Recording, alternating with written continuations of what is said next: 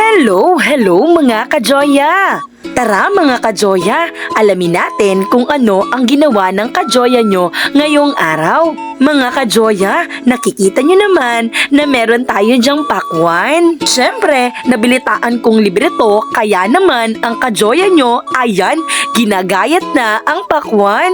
Thank you nga pala sa aming sponsor ng pakwan, Ma'am Nikki! Dahil dyan, libre ang recess ni kajoya nyo. Titignan natin at titikman natin kung matamis ba ang pakwan na ito.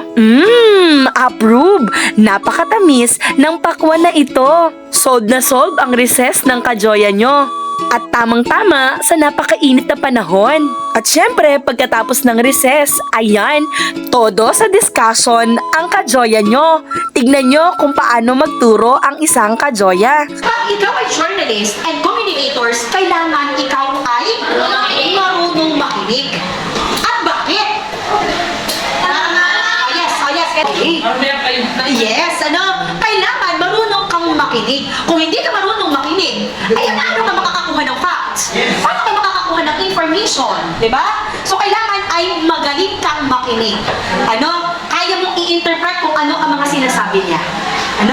So, good listener kapag ikaw ay journalist and communicators. Ayan mga kajoya, inarinig nyo na rin ang boses ng kajoya nyo kapag nagtuturo. Alam nyo mga kajoya, napakasarap talaga sa pakiramdam kapag nakikita mo ang mga estudyante mo na natututo sa iyong mga tinuturo.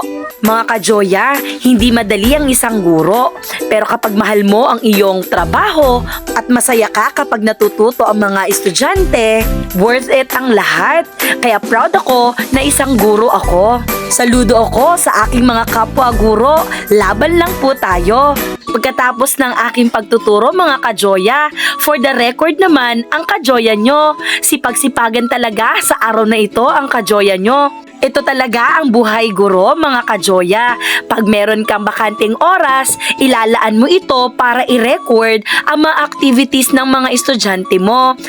Wala tayong dapat sayangin na oras dahil malapit na ang pagtatapos ng school year 2023-2024. Kaya naman, sipag-sipagan ng kajoya nyo. Ay, napaka-productive ng araw na ito. Oo nga pala mga kajoya, sa aking pag-uwi, dumating na pala ang aming order.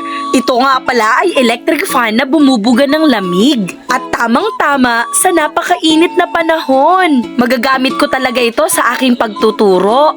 Hay, hindi na rin maiinitan. So paano ba yan mga kajoya? Hanggang dito na lang muli. Salamat sa inyong panonood. Paalam!